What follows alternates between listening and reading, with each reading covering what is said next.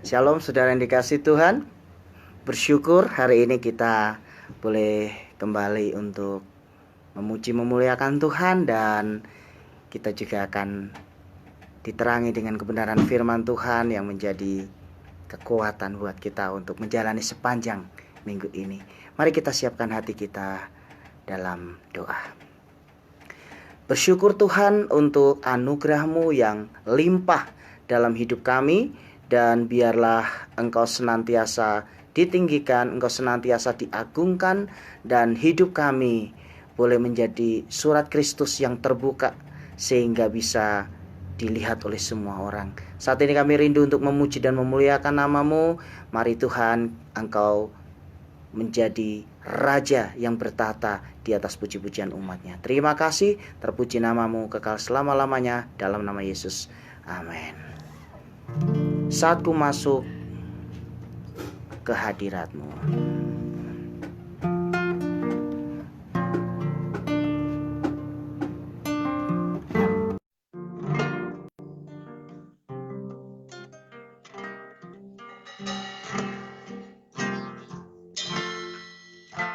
saat ku masuk ke hadirat-Mu,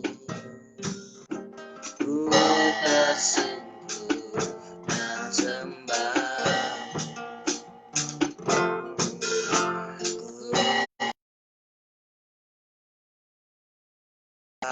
Syukurku yang terbaik bagimu,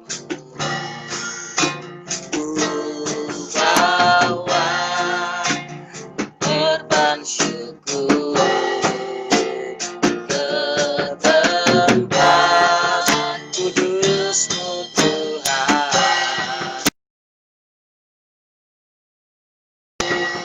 Limpah dengan syukur, sebab Tuhan baik. Oh, sebab Tuhan baik.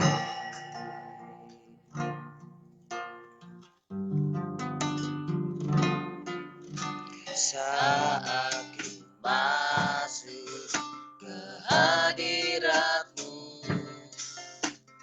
ku tersungkur dan sembah. Ku persembahkan korban syukurku yang terbaik bagimu. Ku bawa korban syukur ke tempat kudus-Mu Tuhan. Hatiku pada syukur, sebab Tuhan baik. Oh, sebab Tuhan baik.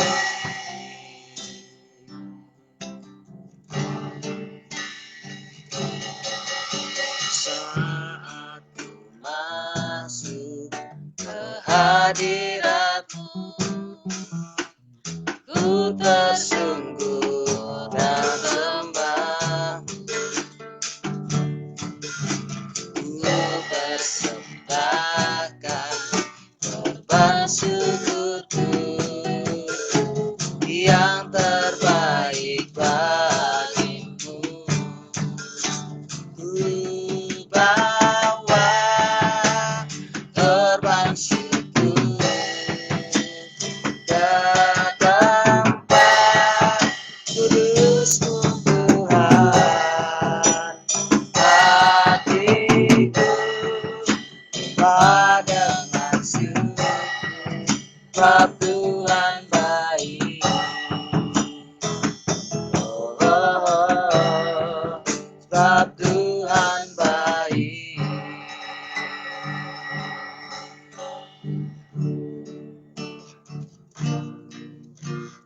Saat ku masuk ke hadirat-Mu,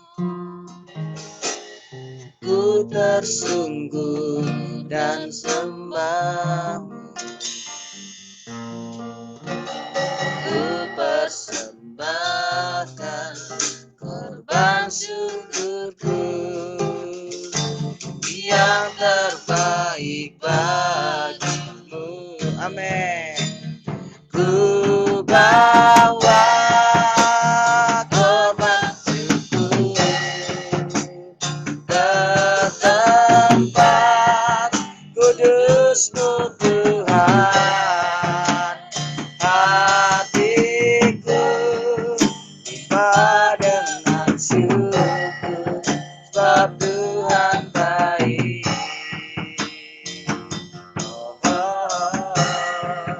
Sebab Tuhan baik. Ku bawa korban syukur, ku bawa korban syukur ke tempat kudus-Mu Tuhan. Hatiku limpah dengan syukur, sebab Tuhan baik. Oh, oh, oh, sebab Tuhan baik. Ku bawa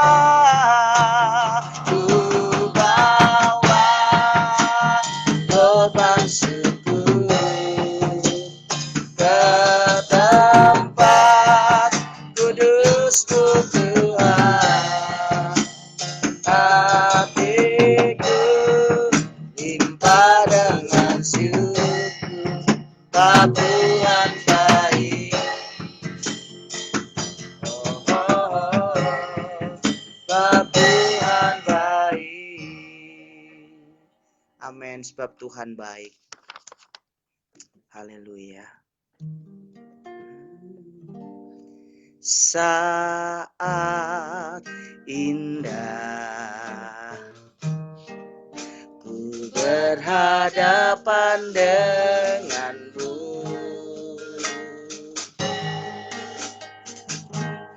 memandang wajah-Mu, Yesus kekasih jiwaku.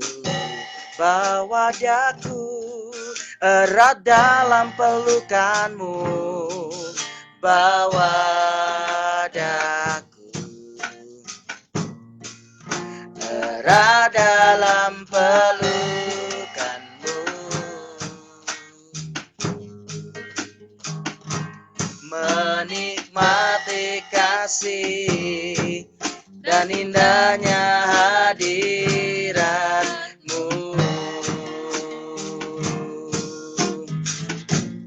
Hadirat-Mu Tuhan, ku rasakan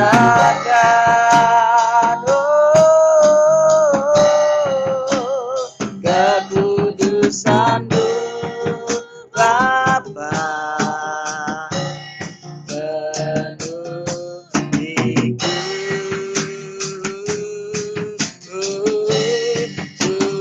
Rindu selalu diam dalam bait-Mu, menikmati kasih anugerah-Mu, hadirat-Mu, hadirat-Mu Tuhan, ku rasakan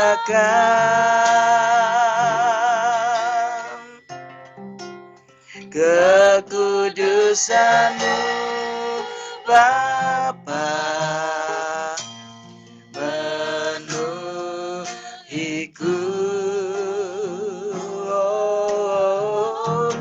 Ku rindu selalu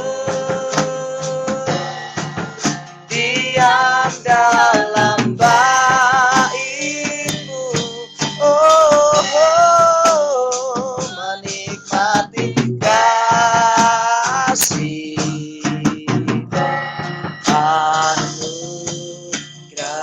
Sama-sama katakan hadirat-Mu, hadirat-Mu Tuhan. Ku rasakan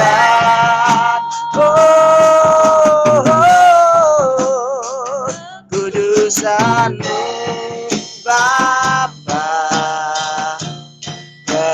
penuhiku. Ku rindu selalu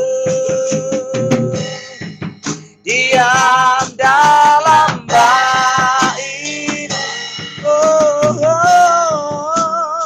menikmati kasih anugerah-Mu. Mari saudara, angkat tanganmu di hadapan Tuhan. Hadirat-Mu Tuhan,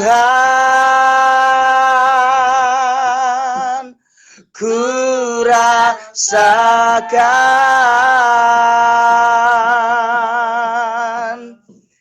kekudusan-Mu Bapa, penuhiku.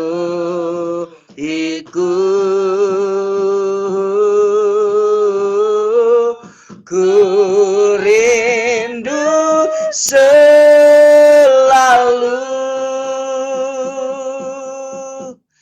diam dalam bait-Mu, menikmati kasih anugerah-Mu. Mari kita siapkan hati kita untuk dengar firman Tuhan.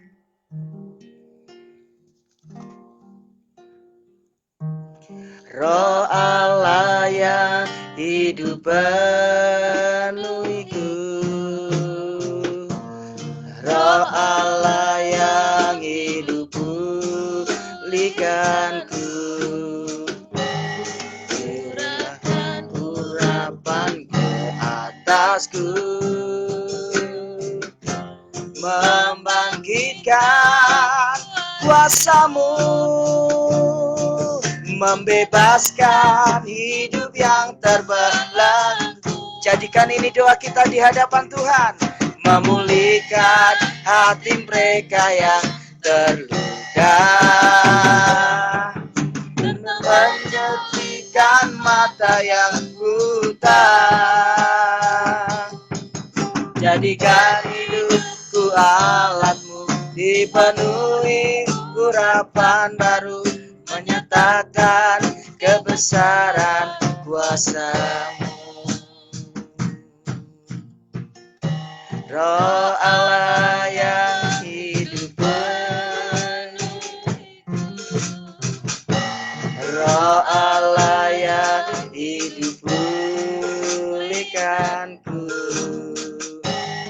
curahkan urapan ke atasku, membangkitkan kuasa-Mu, membebaskan hidup yang terbelenggu, menyembuhkan hati mereka yang terluka, serta mencelihkan mata yang buta. Jadikan hidupku alat-Mu, dipenuhi urapan baru, menyatakan kebesaran kuasa-Mu, membebaskan hidup yang terbelenggu, memulihkan hati mereka yang terluka, serta mencelihkan mata yang buta. Jadikan hidupku alat-Mu, dipenuhi urapan baru, menyatakan kebesaran kuasa-Mu. Bu Elka berdoa untuk firman Tuhan.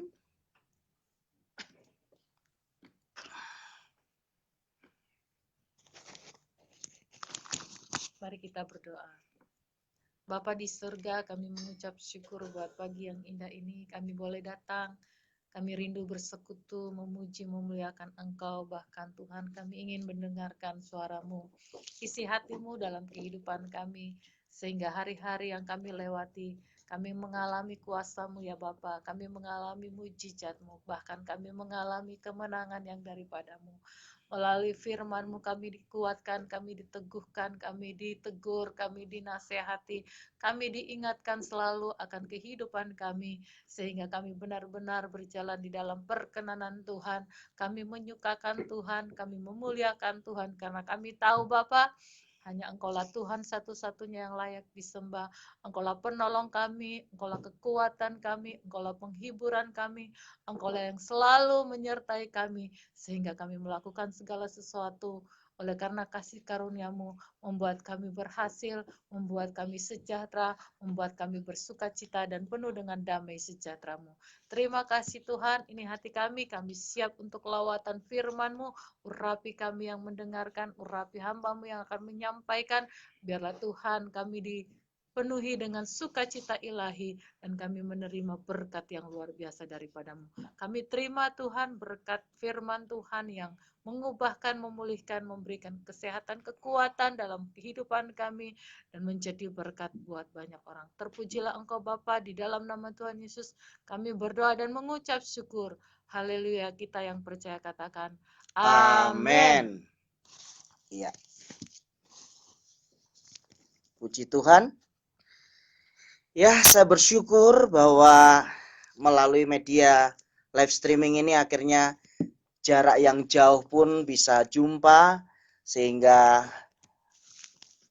dari Indonesia bagian barat sampai Indonesia bagian timur bisa bersama-sama menikmati hadirat Tuhan dan boleh belajar bersama-sama kebenaran firman Tuhan. Puji Tuhan, kami bersyukur bahwa hari ini bisa kembali untuk menyapa saudara-saudara semua dalam ibadah kita pada hari ini, dan kita akan belajar bagaimana Tuhan serius dalam memberikan disiplin kepada anak-anaknya. Nah, saudara, berbicara tentang disiplin, maka yang ada di benak kita adalah sesuatu yang tidak menyenangkan. Tetapi kalau kita melihat tujuan dari sebuah disiplin adalah sebuah keteraturan. Nah, saudara, bagi Bapak Ibu yang sudah memiliki anak-anak, saya yakin sebuah keniscayaan jika kita tidak pernah memberikan disiplin kepada anak-anak kita. Karena justru dengan disiplin itulah akan membuat mereka menjadi pribadi yang baik, dan kita mempersiapkan mereka ketika nanti di kemudian hari mereka dewasa, mereka menjadi pribadi yang bertanggung jawab, setidaknya bertanggung jawab untuk dirinya sendiri dan bertanggung jawab kepada Tuhan. Nah, Bapak Ibu yang dikasih Tuhan, memang saya sengaja dalam setiap firman Tuhan yang saya sampaikan, kalau minggu yang lalu saya mengambil firman Tuhan di dalam perjanjian lama, maka minggu ini saya mengambil firman Tuhan dalam perjanjian baru. Dengan demikian, kita bisa mengerti bahwa entahkah di perjanjian lama ataupun di dalam perjanjian baru, Tuhan berfirman buat kita dan membuat kita semakin paham akan kehendaknya dalam diri kita. Baik, mari kita akan melihat bagi Bapak Ibu yang sudah menyiapkan Alkitab ataupun menggunakan handphone atau apapun itu medianya. Hari ini saya rindu kita sama-sama belajar di dalam Kisah Para Rasul pasalnya yang ke-5. Kisah Para Rasul pasalnya yang ke-5. Mulai ayat yang pertama dan seterusnya.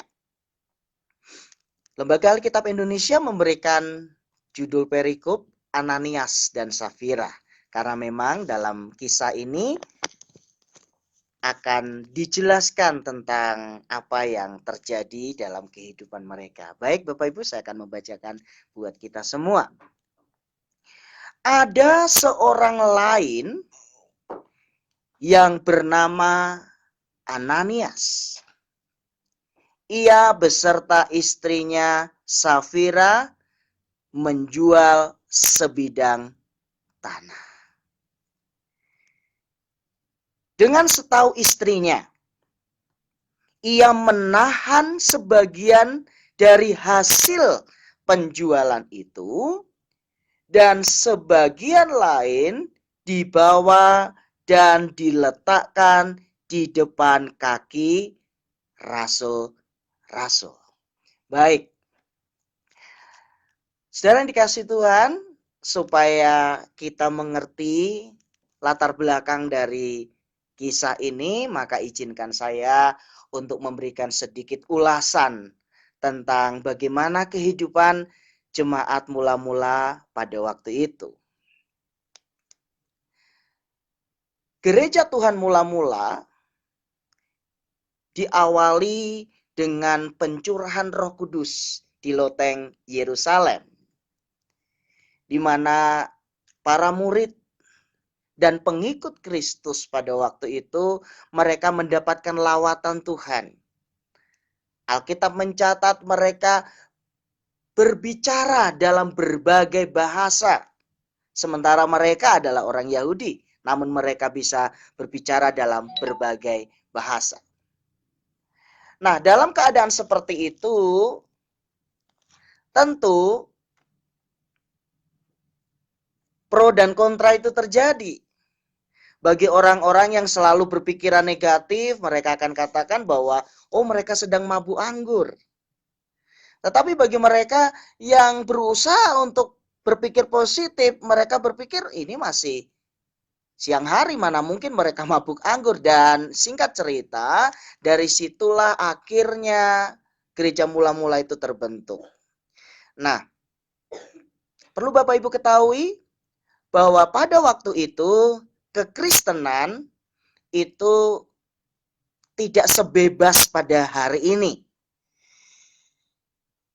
Mengikut Kristus pada waktu itu dia akan mengalami berbagai macam kendala.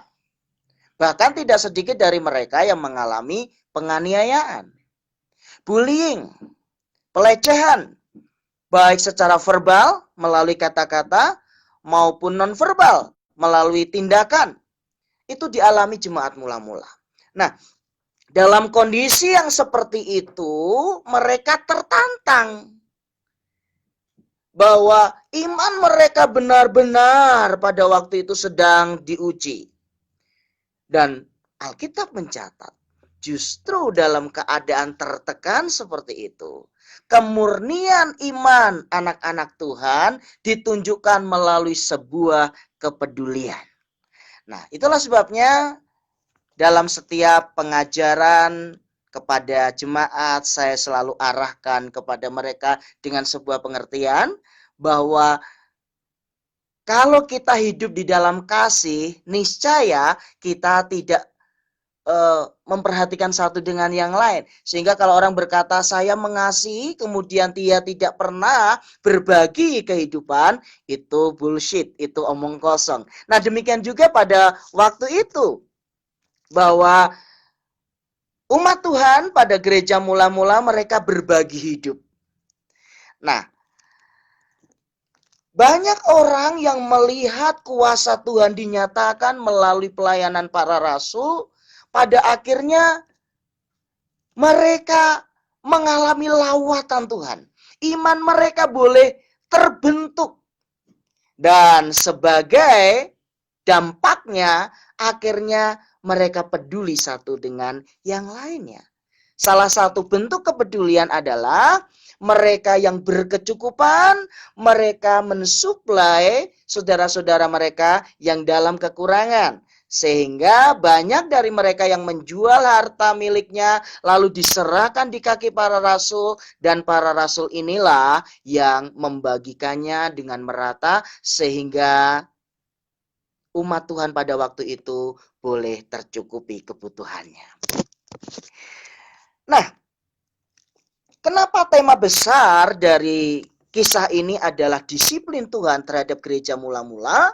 Karena memang pada waktu itu Tuhan menghendaki sebuah komunitas orang-orang yang murni, orang-orang yang jujur, orang-orang yang mau berjalan bersama dengan Tuhan.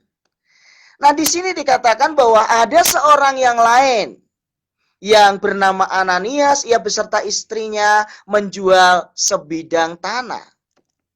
Sampai detik ini, apa yang dilakukan oleh Ananias dan istrinya Safira baik, ya. Dia menjual sebidang tanahnya. Dia ikut berpartisipasi untuk memperhatikan saudara-saudaranya yang sedang dalam kekurangan. Konteks dari ayat ini kalau kita lihat dalam kondisi kita saat ini sangat tepat, ya. Di tengah-tengah pandemi COVID-19 seperti ini, kita tidak mungkin menutup mata. Begitu banyak saudara-saudara kita yang mereka sedang terpuruk ekonominya. Sehingga saya juga rindu ketika saudara mendengar kisah ini, saudara membuka hati untuk minimal tidak berpikir buat diri sendiri. Buka mata hatimu, buka matamu, dan bertindaklah apa yang menjadi kehendak Tuhan dalam kehidupan kita. Nah, dengan setahu istrinya, ia menahan sebagian dari hasil penjualan itu, dan sebagian lain dibawa dan diletakkan di depan kaki rasul-rasul. Yang menarik adalah kata dengan setahu istrinya. Artinya adalah sudah ada kompromi di sini. Bahwa suami dan istri mereka sepakat untuk menahan sebagian penjualan itu. Nah, saudara yang dikasih Tuhan, nanti dalam pembacaan selanjutnya, kita akan melihat bahwa sebenarnya memberikan sebagian hasil penjualan tanah itu nggak masalah. Bahkan menjual tanah kemudian tidak membawa kepada kaki rasul pun tidak masalah. Tetapi yang masalah itu adalah, mari kita melihat kisah selanjutnya ya. Tetapi Petrus berkata, Ananias, mengapa hatimu dikuasai iblis? Wow. Keren saudara firman Tuhan di sini. Mengapa hatimu dikuasai iblis?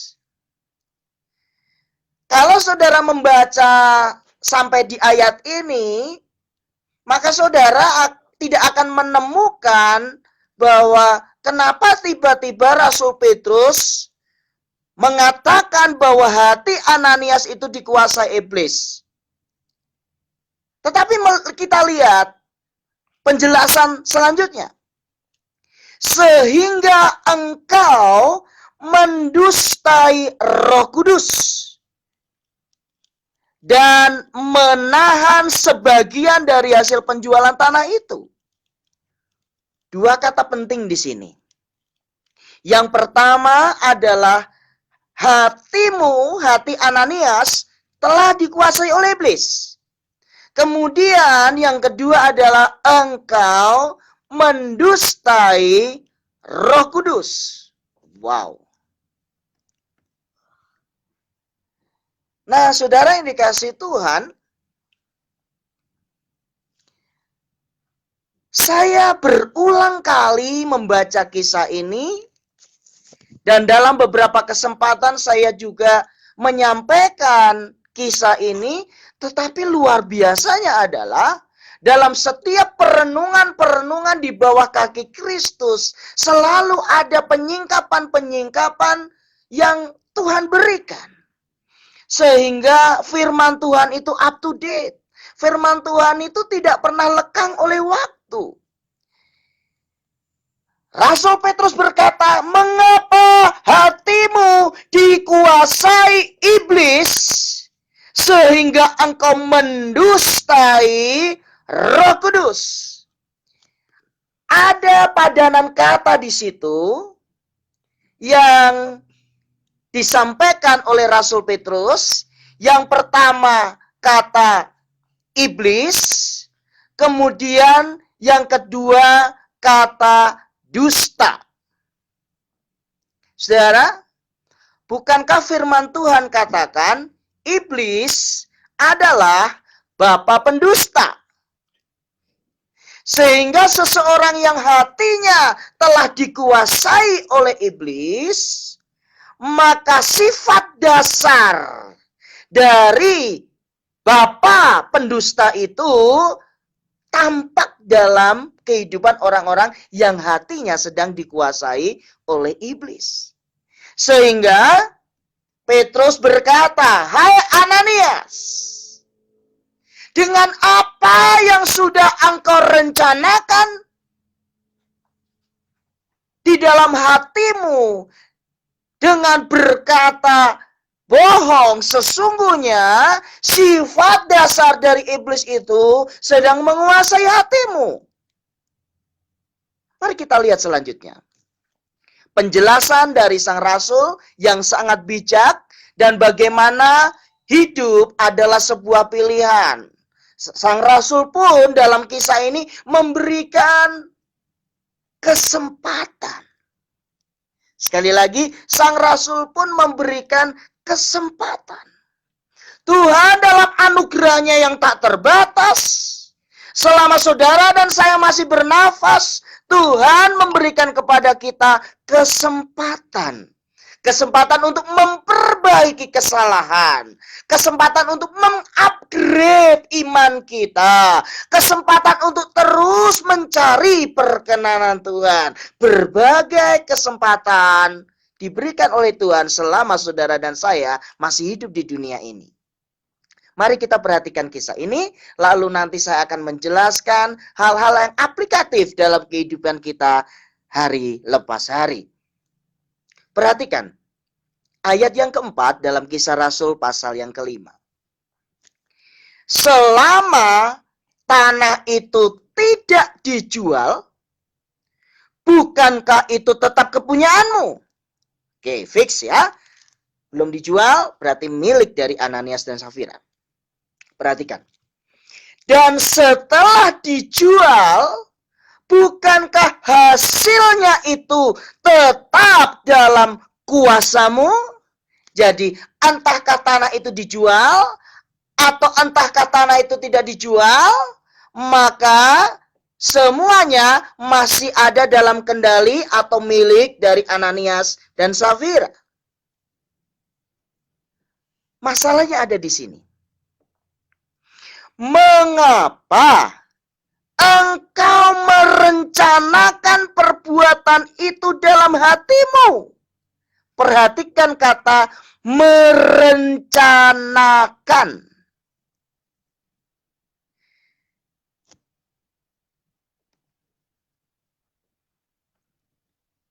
Dalam persidangan pun kan demikian. Kalau sebuah pembunuhan itu adalah pembunuhan berencana, maka vonis yang dijatuhkan tentu lebih tinggi, lebih besar dibanding pembunuhan karena dalam keadaan membela diri atau terdesak. Maaf, saya bukan ahli hukum, tetapi itu yang saya pahami. Bahwa sesuatu yang direncanakan itu adalah sesuatu yang sudah matang-matang dipikirkan. Petrus berkata seperti ini. Mengapa engkau merencanakan perbuatan itu dalam hatimu? Jadi, mari saudara, saya akan jelaskan sedikit kenapa sih sampai ini terjadi. Jadi begini saudara, pada waktu itu, jemaat mula-mula mereka itu berlomba-lomba untuk hidup di dalam kasih.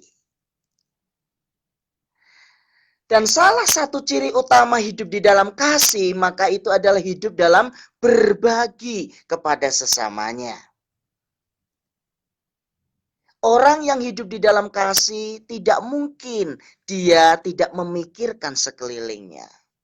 Tuhan Yesus contohnya. Karena dia mengasihi saudara dan saya, dia memberikan segala-galanya Dan yang terbesar yang Tuhan Yesus berikan adalah nyawanya. Tuhan Yesus mau mati di atas kayu salib, supaya saudara dan saya beroleh keselamatan. Nah, kasih diwujudkan dalam bentuk kepedulian. Pada waktu itu jemaat mula-mula karena mereka dalam keadaan yang sangat tidak bebas. Pada waktu itu kekristenan dianggap sebagai sekte, dianggap sebagai ajaran yang perlu untuk diwaspadai. Maka ada begitu banyak hambatan demi hambatan yang dialami oleh jemaat mula-mula. Kenapa di awal firman Tuhan saya katakan bahwa kisah Ananias dan Safira ini adalah bentuk dari disiplin Tuhan terhadap gereja mula-mula? Perhatikan. Tuhan sudah melihat bahwa jemaat mula-mula yang terbentuk kira-kira sekitar 5.000 orang pada waktu itu, mereka adalah jemaat yang murni. Mereka adalah jemaat yang polos. Mereka adalah jemaat yang tidak ada motivasi-motivasi melenceng dalam kehidupannya. Sehingga ketika mereka memberi karena mereka mengasihi. Mereka memberi bukan karena supaya mereka dianggap sebagai orang yang baik. Mereka memberi bukan supaya mereka terkenal. Mereka memberi bukan karena embel-embel bahwa mereka ingin pansos kalau zaman sekarang, panjat sosial. Tetapi mereka memberi karena memang hati mereka dipenuhi dengan kasih Kristus. Saya kadangkala bertanya kepada umat Tuhan yang saya layani. Kalau Anda merasa bahwa Anda sudah diselamatkan, Anda hidup di dalam kasih, lalu Anda tidak pernah berbagi dalam hidup ini, minimal berbagi dalam waktu untuk mendoakan saudara-saudaramu. Benarkah engkau hidup di dalam kasih? Ini menjadi introspeksi dalam diri kita masing-masing. Nah, komunitas jemaat yang begitu murni, kemudian dikacaukan oleh sepasang suami istri yang bernama Ananias dan Safira ini. Lalu Petrus dengan jelas mengatakan bahwa mengapa engkau merencanakan perbuatan itu dalam hatimu?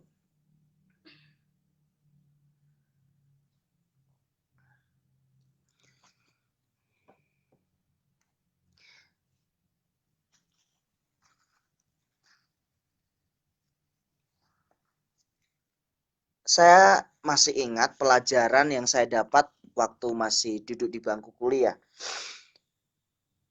Waktu itu rektor kami, Pendeta Sam Sokota, berkata bahwa tidak ada dosa yang tiba-tiba dilakukan. Dosa itu ibarat seorang ibu yang sedang hamil. Ada proses sampai akhirnya melahirkan yang namanya perbuatan dosa. Demikian pula apa yang dilakukan oleh Ananias dan Safira. Dia sudah merencanakan terlebih dahulu perbuatan jahat itu di rumahnya.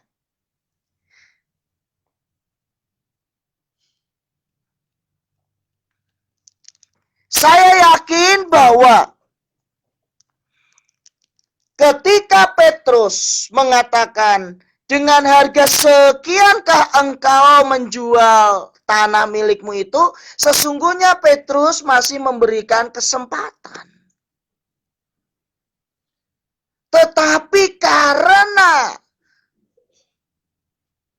motivasi yang salah dalam hal memberi yang dimiliki oleh Ananias ataupun istrinya Safira, maka sesuatu yang sangat tragis itu terjadi. Firman Tuhan katakan, ketika mendengar perkataan itu firman Tuhan dengan lugas, tegas, tidak perlu ditafsir lagi. Rebahlah Ananias dan putuslah nyawanya. Maka sangat ketakutan semua orang yang mendengar hal itu.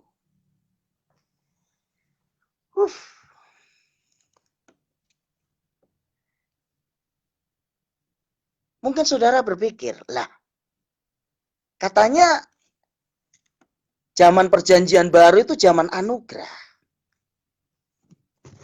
Tapi kenapa Ananias ketika dia berdusta, saat itu juga dia langsung dihukum Tuhan?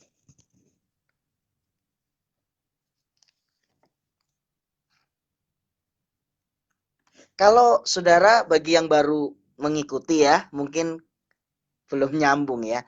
Saudara, tadi saya sudah jelaskan sebelumnya bahwa pada waktu itu di gereja mula-mula setelah pencurahan Roh Kudus, maka komunitas orang-orang percaya yang kurang lebih berjumlah 5.000 orang itu, mereka itu orang-orang yang murni. Segala kebaikan yang mereka lakukan itu didasari oleh ketulusan dan kemurnian hati. Sehingga Tuhan sangat marah ketika komunitas yang murni, komunitas yang jujur, komunitas yang benar-benar ingin memuliakan Tuhan itu disusupi, dimasuki, dicemari oleh satu pribadi yang dalam melakukan sesuatu yang menurut pandangan lahiriah itu baik tetapi jahat di mata Tuhan. Kenapa? Karena perbuatan baik yang mereka lakukan tidak didasarkan oleh ketulusan, tetapi rasa ingin dipuji dan rasa ingin dihormati oleh orang lain.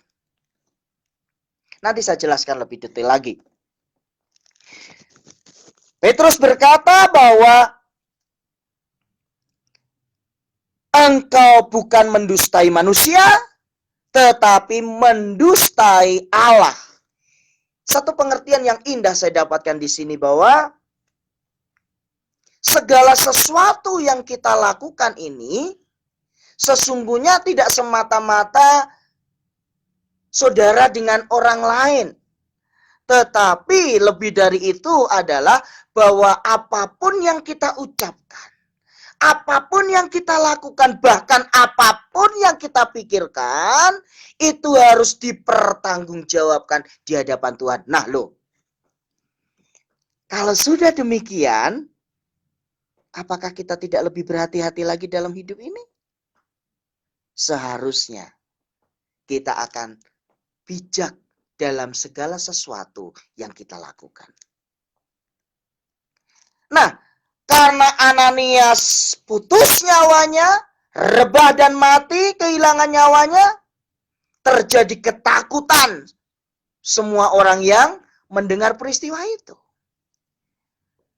Di awal firman Tuhan saya katakan tujuan disiplin agar terjadi keteraturan. Tujuan disiplin agar umat Tuhan hidup dalam takut akan Tuhan. Ini mumpung masih baru. Ini mumpung komunitas yang baru terbentuk. Mereka baru mengalami lawatan Tuhan yang namanya pencurahan Roh Kudus. Mereka masih murni. Mereka masih polos. Tiba-tiba muncul orang yang pingin dipuji. Nanti saya lebih jauh lagi ke situ. Ayat yang ke-6 dari Kisah Rasul pasal yang ke-5. Lalu datanglah beberapa orang muda. Mereka mengapani mayat itu, mengusungnya keluar dan pergi menguburnya.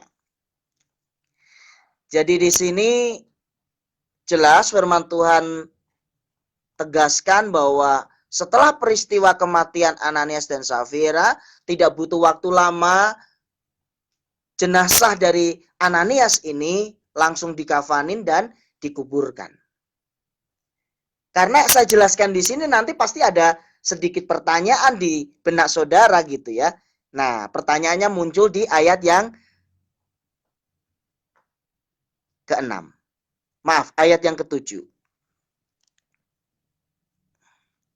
Kira-kira 3 jam kemudian, jadi 3 jam setelah peristiwa yang mendebarkan dengan hukuman Tuhan terhadap Ananias itu, 3 jam kemudian masuklah istri Ananias. Yang menarik, yang mungkin Bapak Ibu yang sedang menyaksikan firman Tuhan ini akan bertanya, "Loh kok bisa?" gitu kan? Tetapi ia tidak tahu apa yang telah terjadi. Saudara mungkin bertanya seperti ini. Pada waktu Ananias itu mati, tentulah terjadi kehebohan, bukan? Semua orang pasti kasak kusuk, bukan? Bahkan mungkin mereka yang jadi saksi mata yang mengangkat jenazah Ananias, bahkan yang mengapani dan menguburkan, mungkin detak jantungnya juga masih berdegup, bukan? Tetapi kenapa di ayat yang ke-7 bagian B ini, tetapi Safira tidak tahu apa yang telah terjadi? Ada sebuah peristiwa besar, masih fresh, baru 3 jam, tapi istrinya tidak tahu. Saudara, saya memberikan clue dalam belajar firman Tuhan. Yang pertama, kalau Alkitab tidak berbicara apapun, maka sebaiknya kita juga tidak berbicara apapun. Ya, jadi mempelajari firman Tuhan itu adalah teks dan konteks. Jadi teksnya, naskahnya tidak ada penjelasan. Kenapa kok sampai Safira tidak mengetahui suaminya mati? Tidak ada penjelasan. Dan konteksnya pada waktu itu tentu terjadi kehebohan, tetapi dia bisa tidak tahu. Itu yang pertama ya. Kalau Alkitab tidak berbicara apapun, maka sebaiknya saudara dan saya juga tidak berbicara apapun. Dalam artian supaya kita tidak terlalu jauh dalam menafsir. Kemudian yang kedua, clue dalam mempelajari firman Tuhan. Ada kebenaran yang sifatnya harafiah, artinya bahwa kebenaran itu tidak perlu ditafsir. Kalau memang tulisannya seperti itu, artinya ya seperti itu. Tetapi ada kebenaran yang sifatnya simbolik, sehingga kita perlu menafsirkan.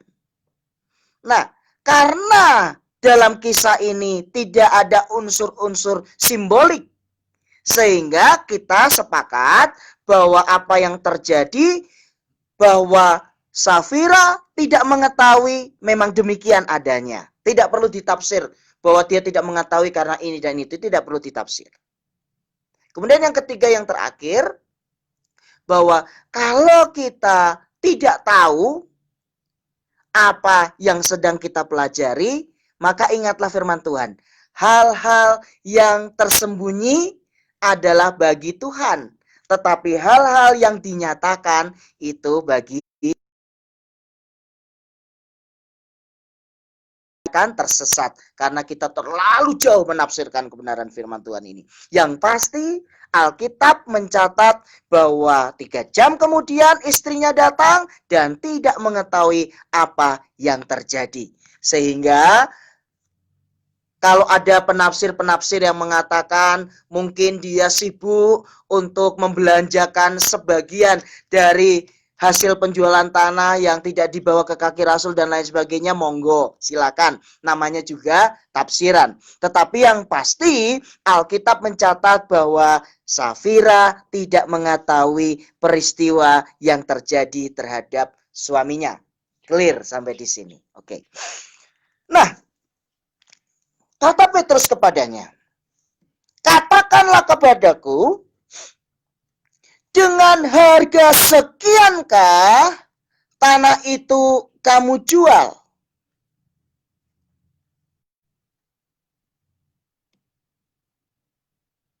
Ada pertanyaan yang diulang. Beberapa minggu yang lalu ketika saya menyampaikan firman Tuhan, saya sudah katakan bahwa kalau firman Tuhan itu diulang lebih dari satu kali, itu berarti penting untuk kita perhatikan. Dalam hal ini, Petrus juga bertanya, dengan harga sekiankah engkau tanah ini kamu jual? Dan perempuan itu berkata, betul, sekian.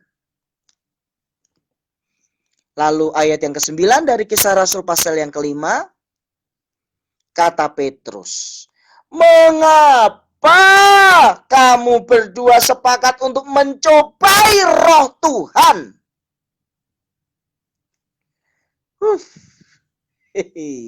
Luar biasa kisah ini, saudara ya. Pada waktu itu kan Roh Kudus dicurahkan. Mereka mengalami kepenuhan dari kuasa Roh Kudus.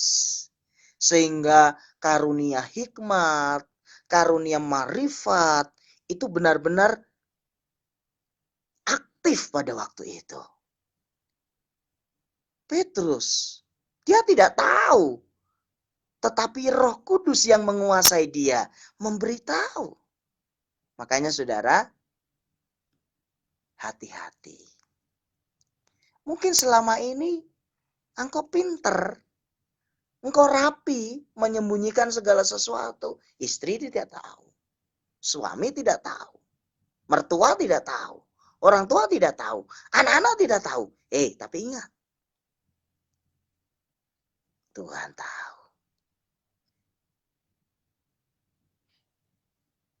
Lihat, orang-orang yang baru mengubur suamimu berdiri di depan pintu. Dan mereka akan mengusung engkau juga keluar. Maka rebalah perempuan itu seketika itu juga di depan kaki Petrus dan putuslah nyawanya. Ketika orang-orang muda itu masuk, mereka mendapati dia sudah mati, lalu mereka mengusungnya keluar dan menguburnya di samping suaminya. Dalam satu hari, sepasang suami istri meninggal karena hukuman disiplin yang diberikan oleh Tuhan. Saya selesaikan saja, baru saya jelaskan lebih rinci lagi. Maka sangat ketakutanlah seluruh jemaat dan semua orang yang mendengar hal itu. Saudara, saya mau maju ke depan sedikit ya, supaya kita runut dalam memahami firman Tuhan ini. Safira,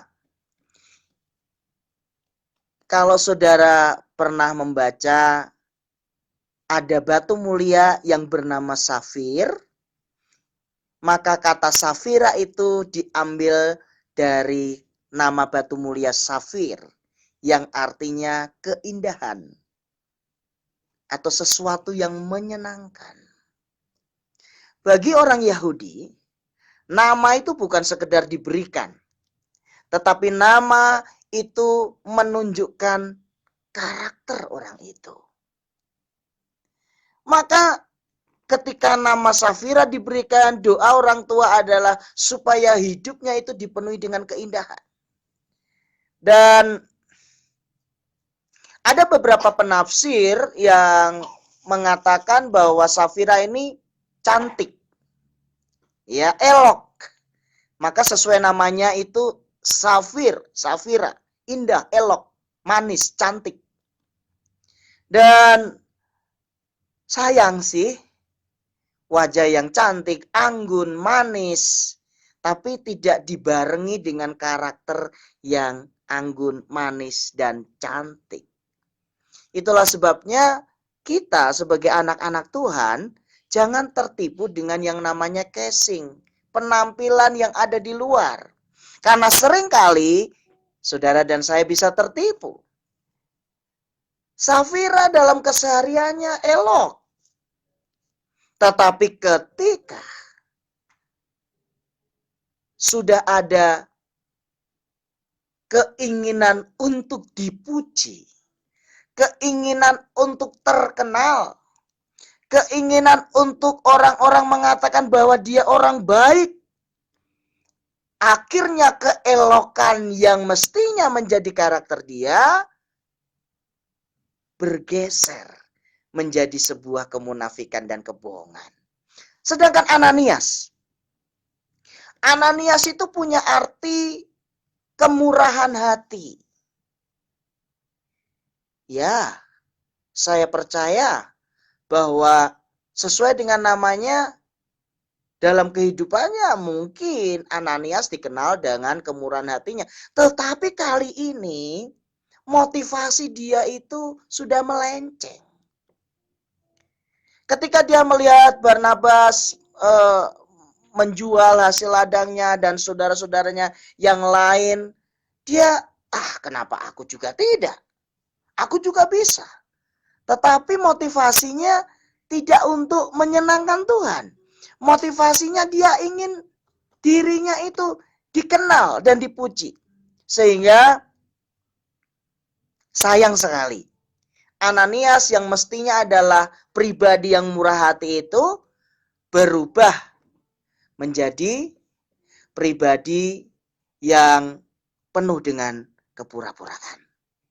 Nah, saudara yang dikasihi Tuhan, tadi saya sudah janji untuk menjelaskan kisah ini secara aplikatif. Atau apa sih yang bisa kita ambil melalui kisah ini dalam kehidupan kita hari lepas hari? Yang pertama, Tuhan menghendaki saudara dan saya hidup apa adanya. Hidup dalam kepolosan dan kejujuran. Hidup dalam sebuah integritas. Kadangkala orang berbuat curang bukan karena sifatnya dia yang senang berbuat curang. Kadangkala ada sesuatu peristiwa yang melatar belakangi. Itulah sebabnya hari ini saya rindu kita semua coba untuk introspeksi diri kita masing-masing. Sudahkah kita hidup apa adanya? Sudahkah kita hidup polos? Sudahkah kita melepaskan topeng kepalsuan, kepura-puraan, kemunafikan dalam diri kita hanya supaya kita kelihatan baik di mata orang? Melalui kisah Ananias dan Safira ini, Tuhan sedang mengajar kepada kita. Hai anak-anakku, pujian manusia itu tidak ada artinya. Yang lebih penting dalam hidup ini adalah kejujuran dan kepolosanmu di hadapan Tuhan. Mari saudara dikasih Tuhan, kita masing-masing evaluasi, kita masing-masing introspeksi. Apakah segala sesuatu yang kita lakukan benar-benar di latar belakangi motivasi yang murni atau sebaliknya? Kemudian yang kedua, tadi di firman Tuhan saya jelaskan di awal bahwa tema besar dari kisah Ananias Safira ini adalah disiplin Tuhan terhadap gereja mula-mula. Ingat, ada kata-kata pepatah yang mengatakan nila setitik merusak susu sebelanga. Ini gambaran yang pas untuk kisah Ananias dan Safira. Tuhan tidak ingin komunitas jemaat mula-mula yang murni, yang dibangun di atas dasar kasih, kepedulian, satu dengan yang lain, tidak egois, hancur, rusak, hanya gara-gara penyusup yang bernama Ananias dan Safira, yang melakukan segala sesuatu bukan didasari oleh ketulusan tetapi rasa ingin dipuji, dihormati. Sehingga Tuhan tidak menghendaki hal yang demikian. Mari saudara, begitu seriusnya Tuhan menghendaki adanya kejujuran, adanya sebuah komunitas yang benar-benar mengasihi Tuhan tanpa embel-embel apapun.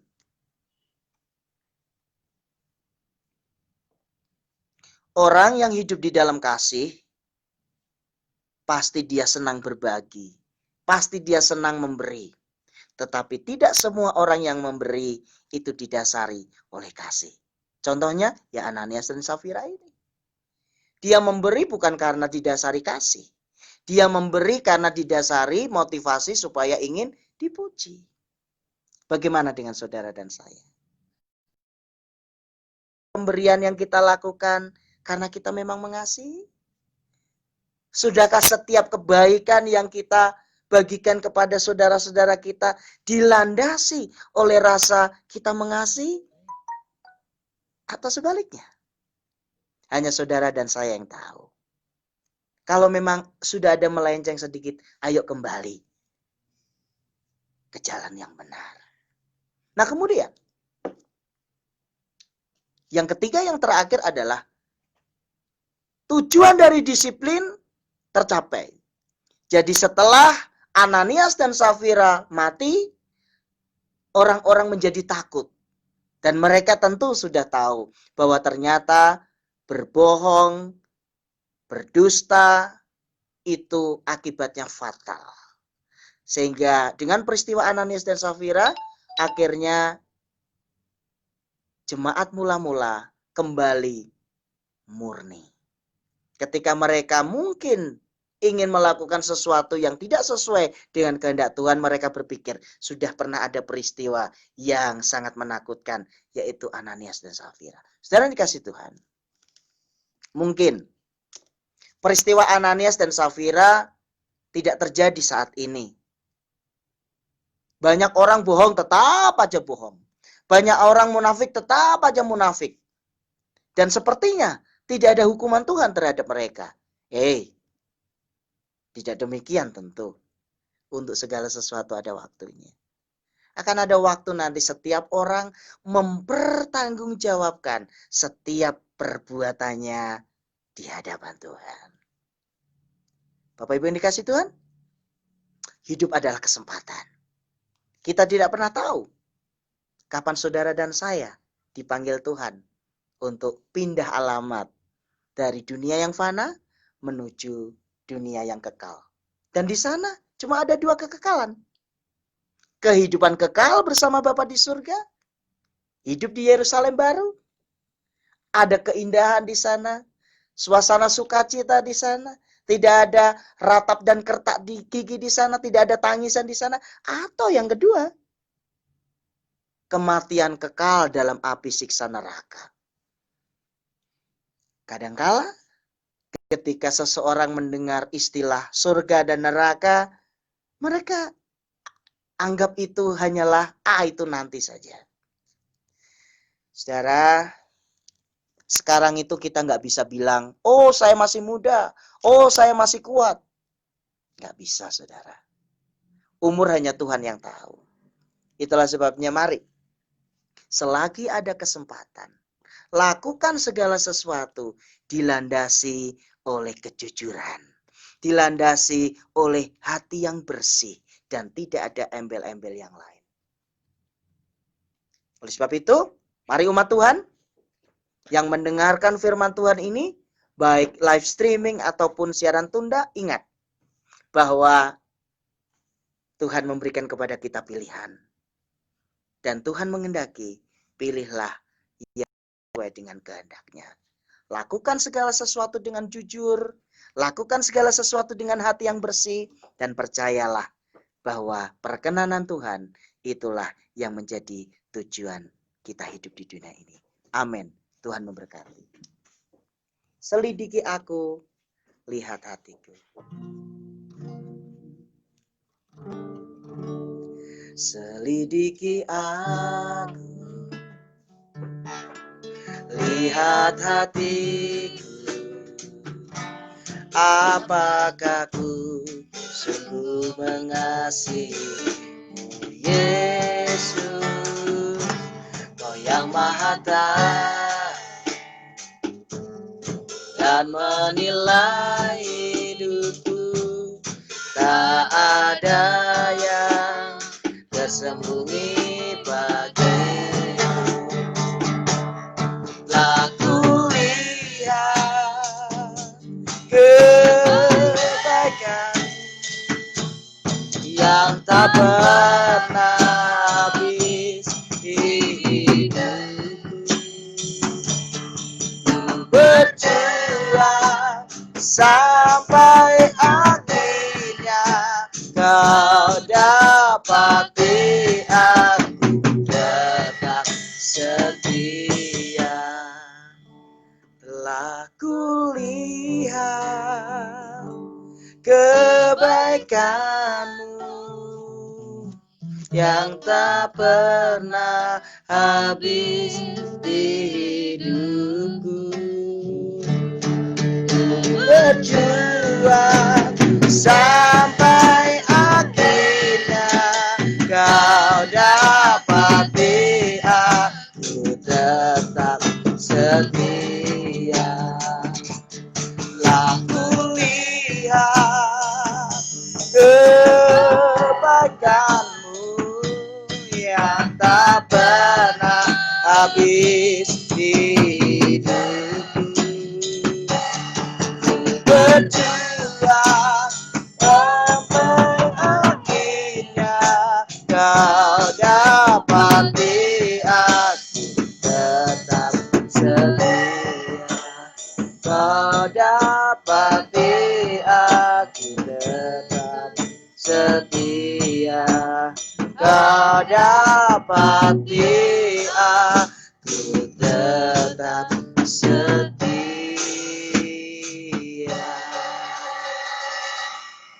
Nanti minggu depan, kalau sementara saya sedang berkhotbah dan saudara memiliki pergumulan yang memang saudara izinkan untuk bisa didoakan semuanya,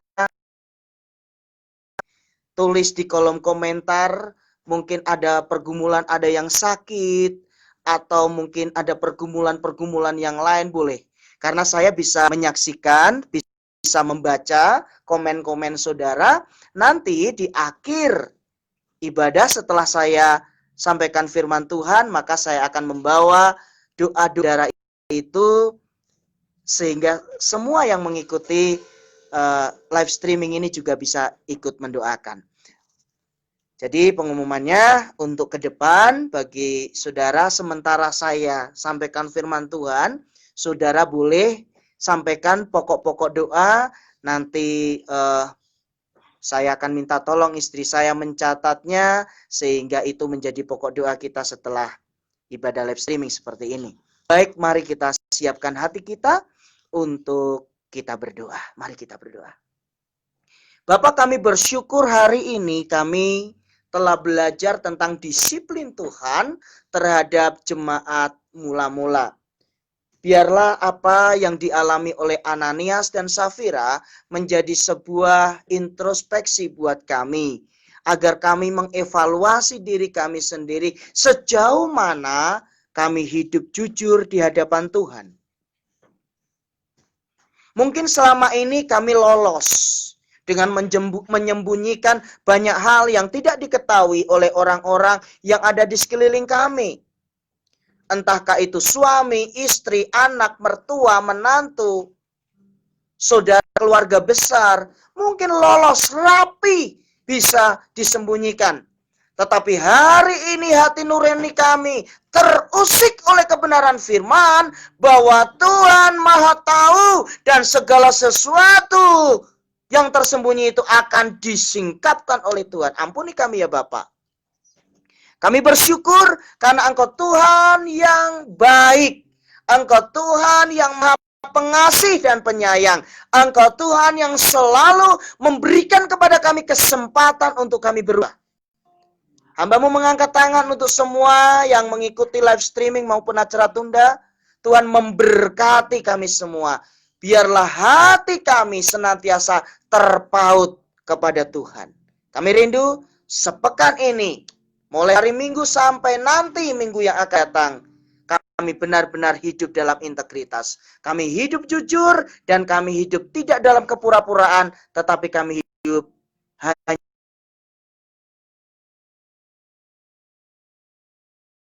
ikuti acara ini, baik streaming, live streaming maupun acara tunda, diberkati semuanya. Keluarganya diberkati, pekerjaannya diberkati, dan apapun yang menjadi pergumulan, Tuhan Engkau yang campur tangan. Terima kasih. Kami ucap syukur, anugerah dari Bapa di surga, kasih sayang dari Tuhan Yesus Kristus dan persekutuan dengan Roh Kudus menyertai hidup kita hari ini sampai Maranatha. Amin. Tuhan